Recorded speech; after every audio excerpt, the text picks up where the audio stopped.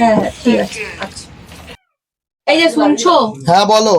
আমার মাসির মেয়ে ফোন করেছিল, বিদেশ থেকে আসছে কিন্তু ও। বাহ, খুব দারুণ কথা তো, তোমার বিদেশি মাসির মেয়ে আসছে। রান্না বান্না করেছো ওর জন্য? হ্যাঁ করেছি, কিন্তু যদি ও যদি আবার বাইরে যদি কিছু খেতে চায় ওকে বাইরে থেকে এনে দিও। ঠিক আছে, আমি এনে দেবো, কোনো চিন্তা করার দরকার নেই। ওখানে তো সব তো বাইরেরই খাবার পছন্দ করে। জামাই বাবু আমি এসে গেছি। এই তো আমার বিদেশি মাসির মেয়ে চলে এসছে। বসো শালি, বসো। আসতে কোনো অসুবিধা হয়নি তো তোমার? না না, কি খাবে বলো? আমি তেলে বিচি ভাজা খাবো।